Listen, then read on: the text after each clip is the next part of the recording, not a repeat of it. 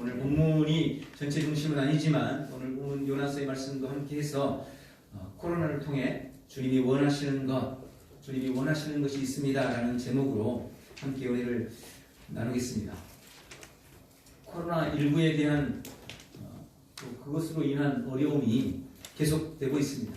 여전히 확진자가 늘어가고 있고 또 그 확진세가 잡힐 기미가 보이지 않고 있습니다.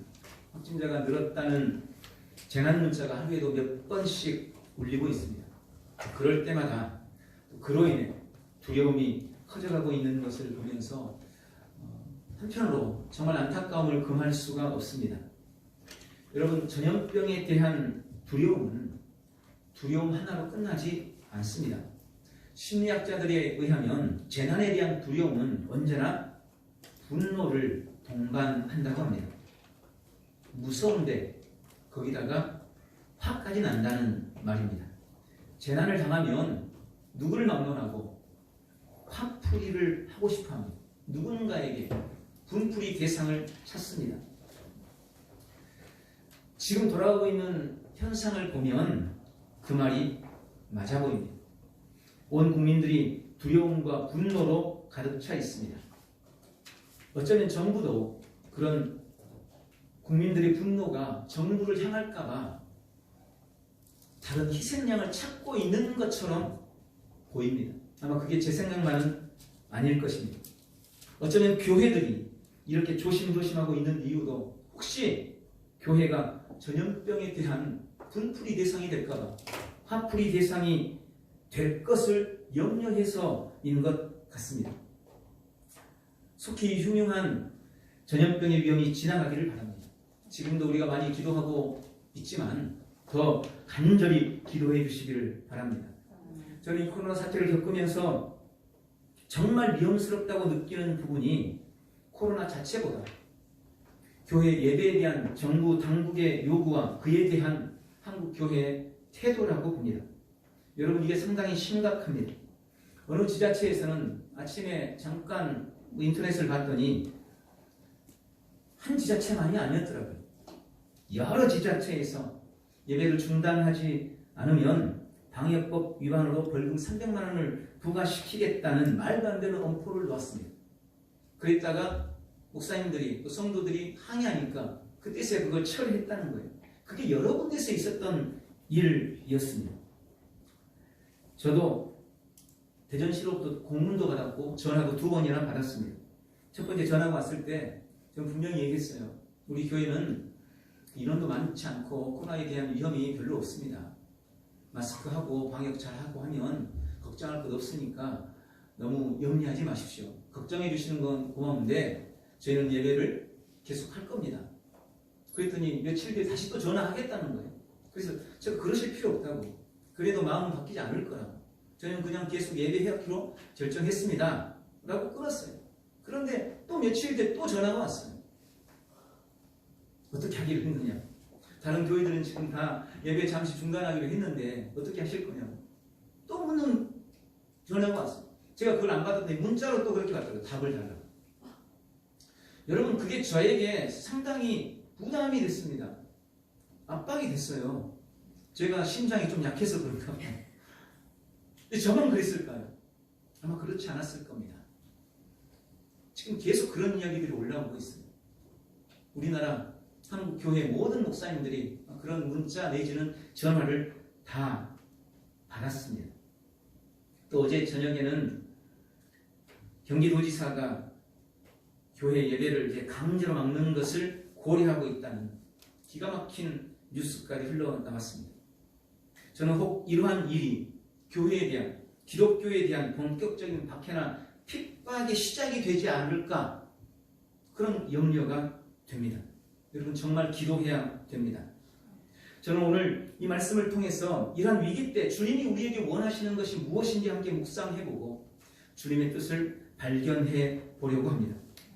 초대교회 당시 로마 제국은 지금 독일의 북부 지역으로부터 아프리카 북부까지 엄청나게 방대한 지역을 정복하고 통치하고 있었습니다.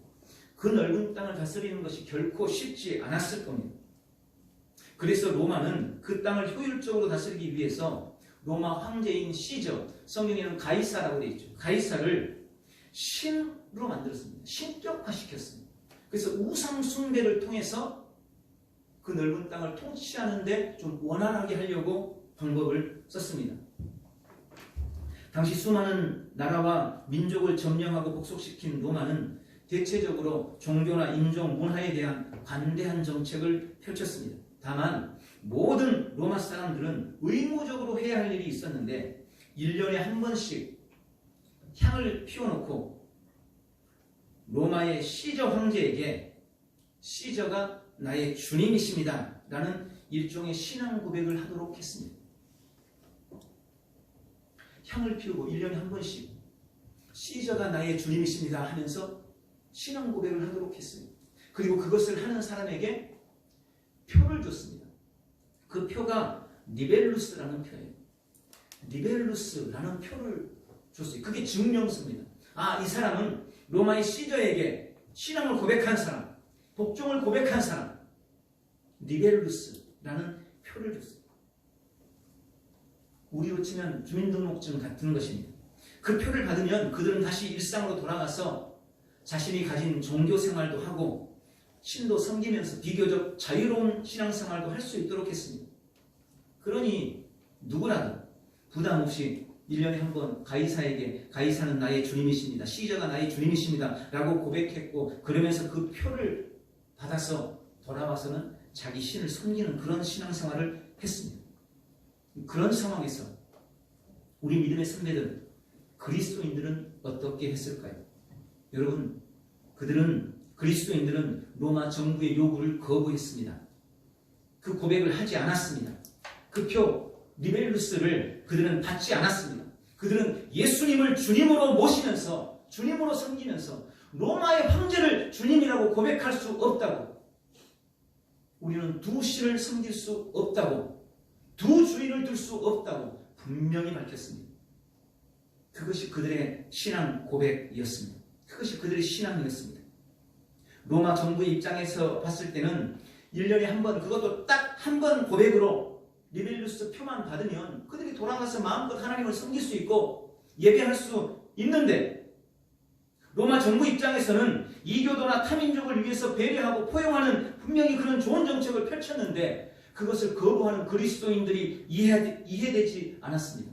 그들 입장에서는 그럴 수 있었을 겁니다.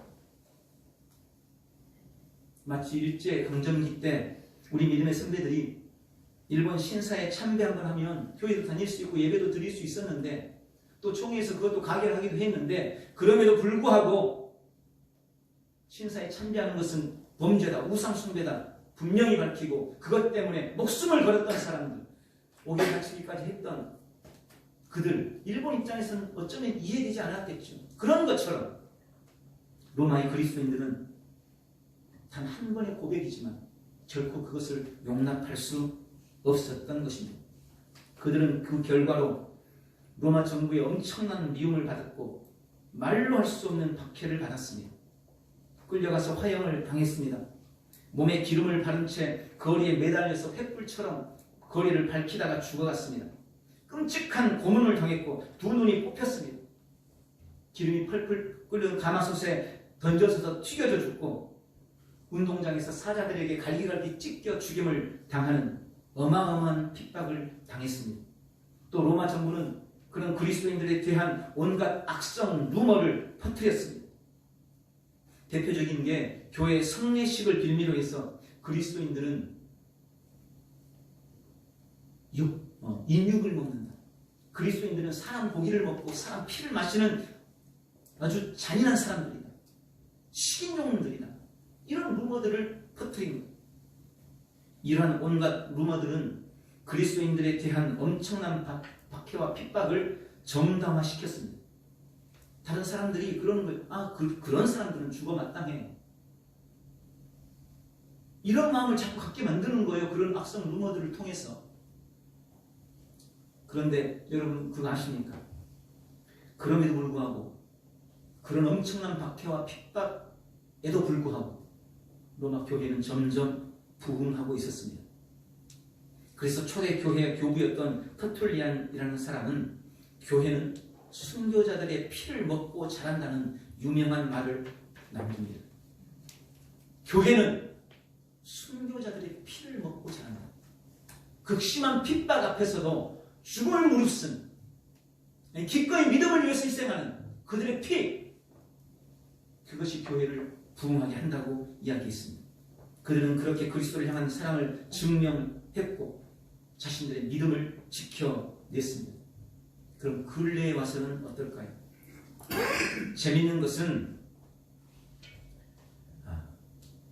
역사신학자들은 말하기를 근래의 박해가 오히려 로마 때보다 더 광대해졌다고 이야기한다는 겁니다.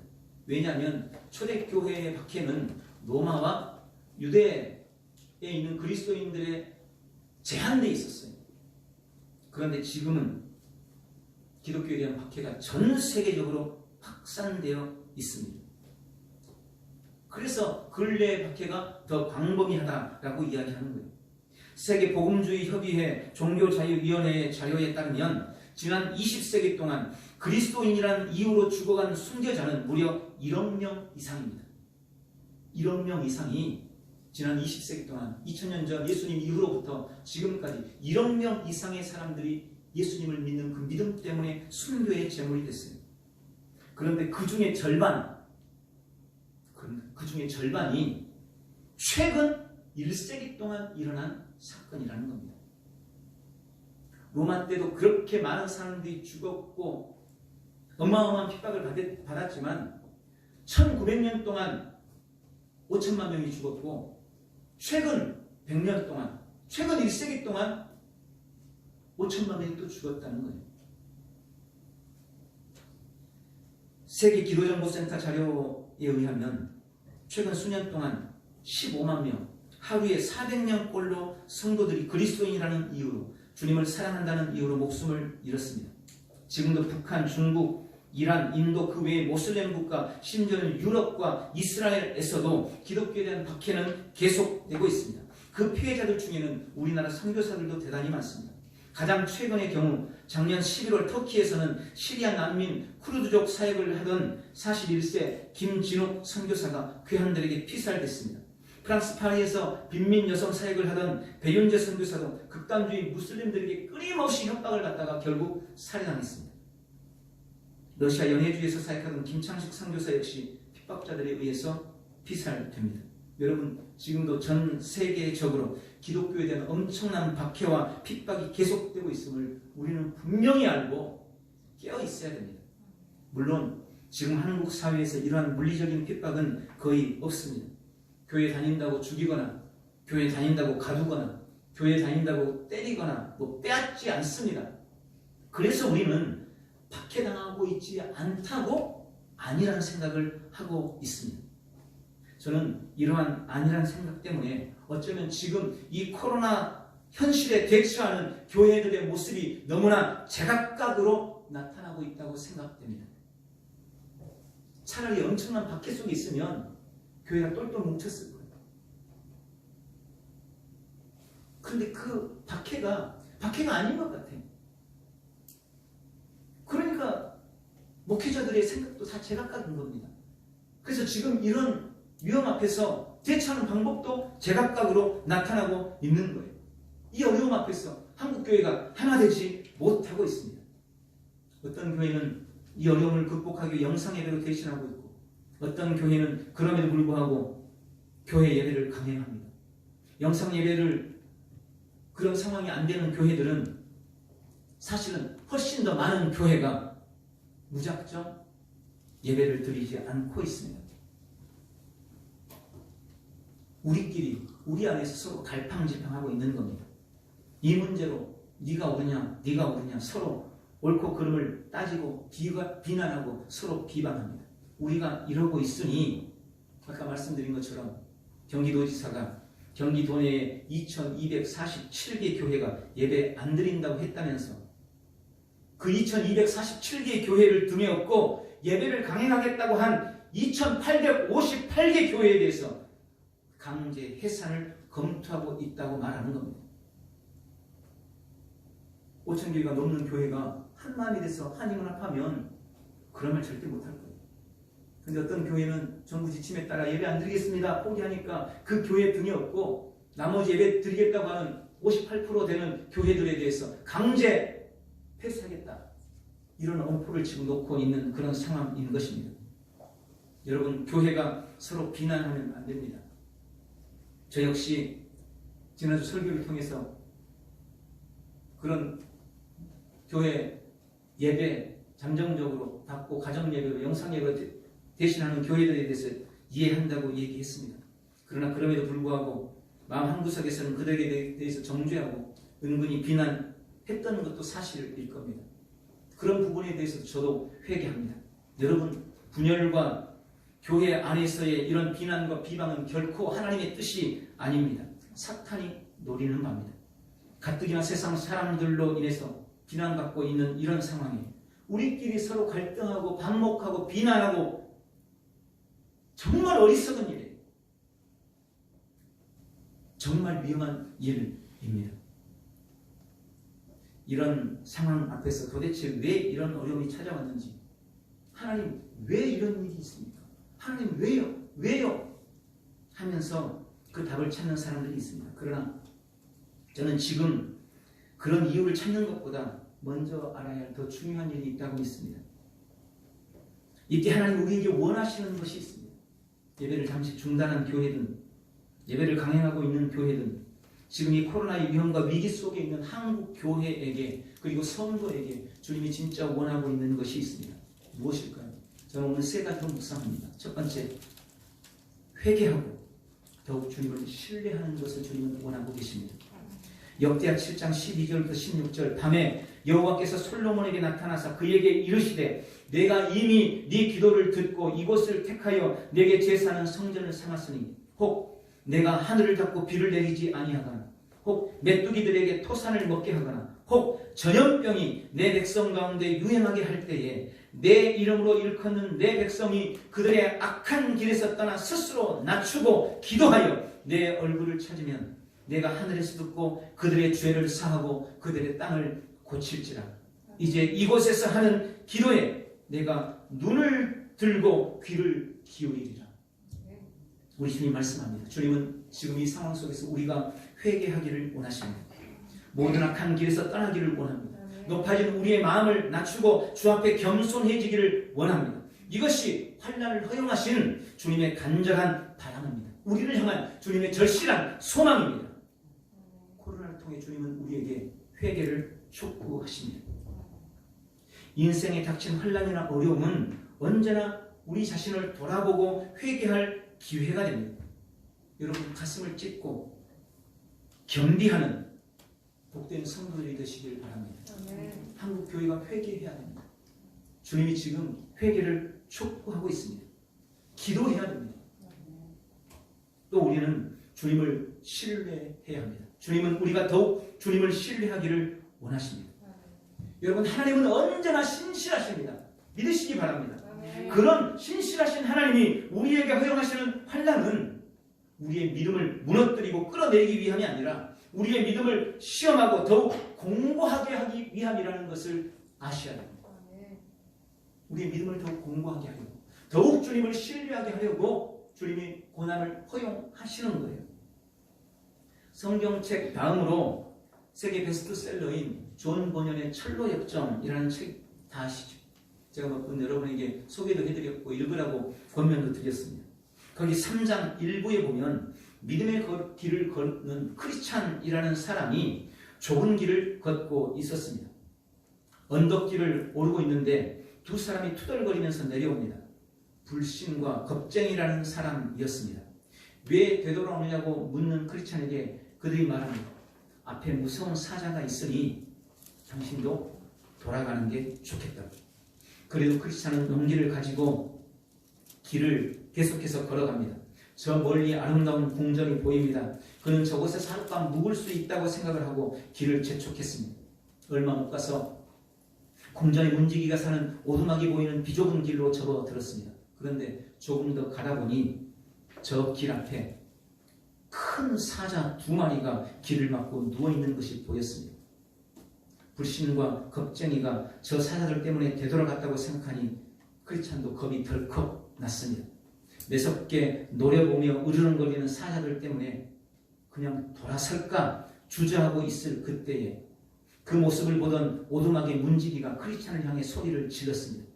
이 오두막 문지기의 이름은 깨어있는 자, 와치풀이었습니다. 그가 크리스찬을 보고 말합니다. 당신은 그렇게 용기가 없습니까? 사자들은 쇠사슬에 단단히 매여 있으니 무서워하지 마십시오. 그 사자들은 믿는 자들의 신앙을 시험해보고 그중 믿지 않는 자들을 가려내기 위해 메어둔 것입니다. 무서워하지 말고 길의 한가운데로 걸어오면 당신은 안전하게 지나올 수 있습니다. 이 말을 들은 크리스찬은 용기를 내서 두려움을 이겨내고 조심스럽게 길 한가운데로 사자를 통과하여 지나갔습니다. 묶여있던 길 옆에 사자들이 계속해서 으르렁댔지만 그들의 손길은 크리스찬에게 미치지 못했습니다. 여러분, 지금 우리는 이 두 마리 사자 사이를 통과하고 있습니다. 이 두 마리 사자는 성도를 위협하는 큰 권세와 큰 환난을 의미합니다. 로마 제국이 지닌 큰 권세도 황제의 엄청난 핍박도 그리스도인들이 가진 믿음을 꺾어놓지 못했습니다. 일제 압박도 그들이 줬던 엄청난 시련과 고통도 우리 그리스도인들의 믿음을 짓밟지 못했습니다. 핍박자들의 힘과 권세는 도리어 그리스도인들에게 온전한 믿음을 갖게 하는 기회가 되었습니다. 더욱 주님을 신뢰하게 했습니다. 코로나의 위험 앞에서 두려워하는 성도들에게 오늘 깨어있는 자, 이 사람이 외치는 소리가 들려지기를 바랍니다. 당신들은 왜 그렇게 용기가 없습니까? 당신들은 그렇게 믿음이 없습니까? 사자들은 사슬에 단단히 매여 있으니 무서워하지 마십시오.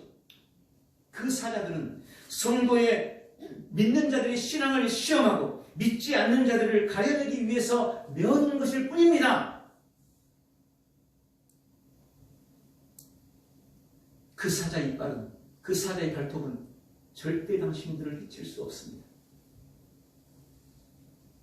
이 코로나의 위험을 통해 주님은 우리에게 믿음을 보고 싶어 하십니다. 네가 참 믿음이 있느냐? 두 번째, 오늘 이 코로나를 통해 주님이 우리에게 원하시는 것은 우리가 예배의 중요함을 깊이 깨닫기를 원하십니다.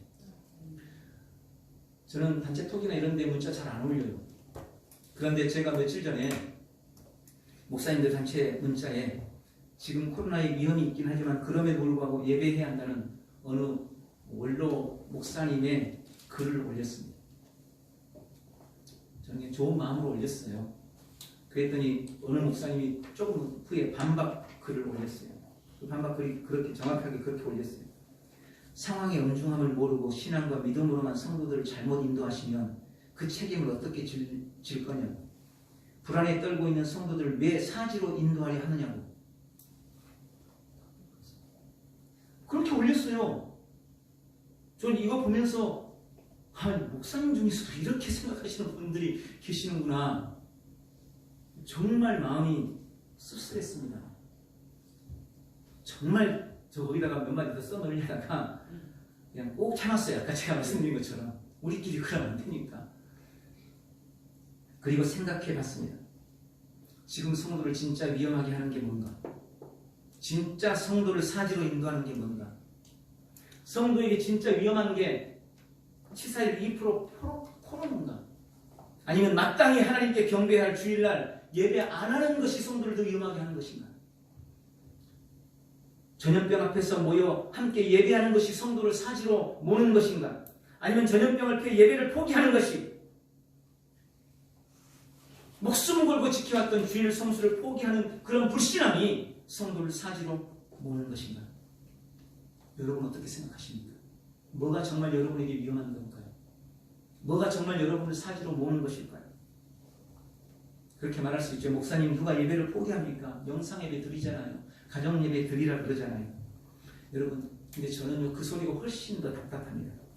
과연 우리나라 교회들 중에 영상 예배를 제대로 드릴 수 있는 교회가 몇 교회나 되겠습니까?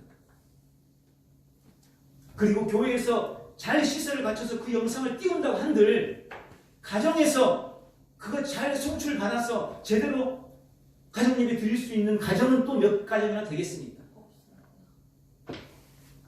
안 돼요. 너무나 뻔한 거예요. 그저 젊은 사람들이나 스마트폰 들여다보면서 그 영상 보면서 설교 듣는 거 다겠죠. 그나마 연세 있는 분들은 그것도 못해요. 그럼 교회 지금 예배 폐하고 있는 교회들은 다 가정에서 영상 예배 드리고 가정 예배 드리는 교회입니까? 아니에요. 제가 알기로는 아니에요. 훨씬 더 많은 교회들이 그냥 예배 안 드리는 거예요.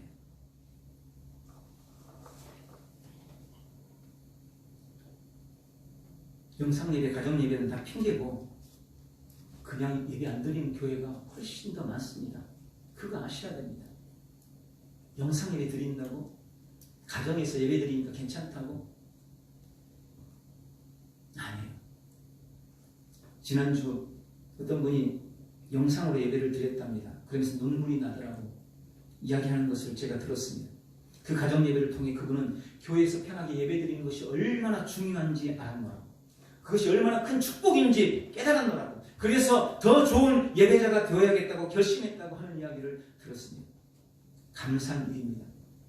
영상 예배하시는 모든 분들이, 가정 예배를 드리는 분들이 다 그렇게 결단하고 결심하기를 정말로 저는 바랍니다. 그래서 예배의 중요성을 다 깨닫는 그런 기회가 되기를 바랍니다. 저희는 위험 무릅쓰고 비난과 조롱에도 불구하고 교회에서 예배했습니다. 저는 그래서 더 감사했고 그래서 더 감격스럽고 더 뿌듯했습니다. 성도들이 더 자랑스러웠습니다. 요한복음 4장 23절 말씀합니다. 하나님께 참되게 예배하는 자들은 영과 진리로 예배할 때가 오나니 곧 이때라. 아버지께서는 자기에게 이렇게 예배하는 자들을 찾으시느니라. 하나님은 지금 예배자를 찾고 계십니다. 간절히 바랍니다. 이번 이 코로나 사태를 통해 한국 교회 예배가 더 새로워지고 더 감격스러워지고 더 영광의 예배가 되고 진짜 예배자들이 배출되는 기회가 되기를 주님의 이름으로 축복합니다. 마지막, 주님이 지금 우리에게 원하는 것이 뭘까요? 주님은 우리가 사명을 발견하고 감당하기를 원하십니다. 저는 주님이 우리나라에 참 큰 은혜를 주셨다고 봅니다. 불과 몇십 년 전만 해도 그때에 비해서 우리는 엄청난 축복을 받고 살았습니다. 그런데 그동안 주님이 주신 그 은혜와 축복을 내가 어떻게 누리며 살았는지 한번 생각해 보십시오. 혹 나를 위해 육신의 즐거움만을 구하며 그렇게 누리며 살고 살지는 않았습니까? 온갖 볼거리와 먹을거리를 찾아 이곳저곳 다니면서 보고 먹었고 우리나라는 물론이고 전 세계를 누비며 이곳저곳 여행하면서 육신의 즐거움을 추구하며 살지 않았습니다. 지금 우리는 웬만하면 해외여행 안 해본 사람이 없을 정도로 그런 풍족하고 풍요로운 삶을 살고 있습니다. 그런데 지금 이 코로나 사태로 인해서 삶의 모습들이 상당히 달라지고 있습니다. 가장 힘들어하는 분들이 요식업계 자영업자들일 겁니다. 우리 동네만 해도 항상 북적이던 식당들, 카페들에 사람들이 별로 없습니다. 문 닫는 식당들도 많아졌습니다. 여행 가기는 더 어려워졌습니다. 해외여행은 이제 가고 싶어도 당분간 못 갑니다. 전 세계에서 100개 나라가 우리나라 사람들 못 들어온다고 입국 거부를 해버렸습니다. 기가 막힐 일이 사실은 벌어진 겁니다. 이런 상황이 긍정적인 면도 좀 있습니다. 가족끼리 보내는 시간이 많아졌습니다. 요즘엔 아버지가 직장 갔다 일찍 들어온답니다. 엄마도 어디 안 나가고 늘 집에 오래 있대요. 학생들도 지금 학교 다 안 가고 있으니 가족들이 다 함께 모입니다. 저희도요, 우리 식구 5식구가 한 집에 바글바글 그러고 있어요. 이런 일이 얼마나 오랜만인지 모릅니다. 한편에서는 소중하고 좋은 시간이기도 합니다. 그런데 저는 이런 시간들 또 이런 시국을 보내면서 저도 그리고 한국 교회도 우리에게 주신 놀라운 은혜와 복을 그동안 너무 우리 육신의 즐거움과 정욕만을 위해 이생의 자랑만을 위해 쓰고 있었구나 하는 반성을 하게 됐습니다. 고린도전서 10장 31절 그런즉 너희가 먹든지 마시든지 무엇을 하든지 다 하나님의 영광을 위해서 하라라고 주님은 말씀하셨는데 정작 그동안 내가 먹고 마시고 쓰는 그 모든 것이 하나님의 영광과 단 한 번이라도 상관이 있었는지 단 한 번이라도 그거 생각하면서 먹고 쓰고 마셨는지 아닌 것 같습니다. 한국 교회들도 마찬가지입니다. 교회에 주신 은혜와 복을 그동안 너무 우리만 위해서, 교회만 위해서, 교회를 키우고 건물을 넓히고 꾸미는 데만 사용하지 않았는지 돌아봅니다. 정작 주님이 교회에 주신 사명, 주님이 구원하시기 원하시는 영혼이나 세상에는 관심도 없고 우리만의 철옹성을 쌓아왔고 혹 그래서 지금 세상 사람들로부터 이렇게 비난받고 있지 않은지, 분노의 대상이 되고 있지 않은지 돌아보게 됩니다. 오늘 본문에 요나가 탄 배가 풍랑을 만났습니다. 배에 탄 사람들은 살기 위해 배에 있는 모든 것들을 바다에 집어 던져야만 했습니다. 그래서 물질적인 엄청난 손해와 생명의 큰 위협을 받았습니다. 요나 자신도 바다에 던져지고 물고기에게 먹히는 엄청난 시련을 겪어야만 했습니다. 왜 이런 일이 벌어졌습니까? 요나가 사명을 피해 도망쳤기 때문이었습니다. 지금 이 코로나가 기독교를 핍박하는 중국에 내린 저주라는 사람도 있고, 신천지를 도려내기 위한 하나님의 조치라는 사람도 있고, 말세의 징조라고 여기는 사람도 있고, 우리나라를 바꾸려고 허락한 시련이라는 사람들도 있습니다. 그런데 혹 이 코로나 사태가 한국 교회를 흔들어 깨우시는 주님의 손길이 아닌지 생각해 보십시오. 대형화되고 기업화되고 그래서 스스로 자정 능력도 잃어버린 채 사명을 잃은 한국 교회를 향한 하나님의 채찍질은 혹시 아닐까요? 지금이 어느 때인 줄 아느냐고, 마지막 때가 다 되지 않았느냐고, 캄캄한 세상에서 일어나 빛을 발해야 되지 않겠느냐고, 사명을 위해 너에게 준 은혜와 복을 가지고 지금 너 무엇하고 있느냐고. 주님이 코로나를 통해서 우리에게 말씀하고 계시는 건 혹시 아닐까요? 말씀을 냈습니다. 믿음의 선진들은 국가적인 재난이나 전염병 같은 어려움이 올 때 그것을 다른 사람의 탓으로 돌리지 않았습니다. 무능한 정부나 이단이나 세상 탓을 하지 않았습니다. 오히려 그 안에서 자신들의 연약한 믿음과 잘못을 깨닫고 깊이 회개했고 더 모이기에 힘써 예배했고 사명을 확인하는 기회로 삼았습니다. 그래서 더 경건해졌고, 그래서 더 단단해졌고, 그래서 더 부흥했습니다. 우리는 지금 힘들고 어려운 시기를 보내고 있습니다. 이 어려움이 얼마나 더 갈지 가늠하기도 힘듭니다. 그러나 오늘 이 어려움 속에서 주님이 우리에게 하시는 주님의 음성을 들으시기 바랍니다. 그래서 더 경건해지시기 바랍니다. 더 단단해지시기 바랍니다. 우리의 영적으로도 더 부흥의 역사가 있기를 바랍니다. 그래서 승리하는 우리 복된 성도들 다 되시기를 예수님의 이름으로 축원합니다. 이 시기를 보내고 있습니다. 이 코로나 사태를 통해서 주님이 우리에게 하시는 음성을 듣게 해 주시옵소서. 주님은 우리가 회개하고 더 신실하게 주님을 의지하기 원합니다. 더 기도하기 원합니다. 예배의 중요함을 깨닫고 더 모이기 힘쓰기를 우리 주님이 원하십니다. 그리고 우리가 사명을 발견하고 그 사명을 감당하기를 간절히 원하고 계십니다. 오늘 주님의 이 음성을 듣고 코로나 사태 속에서 신실하게 또 현명하게 잘 선택하고 결단해서 주 앞에 승리하는 복된 성도들, 한국교회가 될 수 있도록 은혜를 부어 주시옵소서. 예수님의 이름으로 기도하옵나이다. 아멘.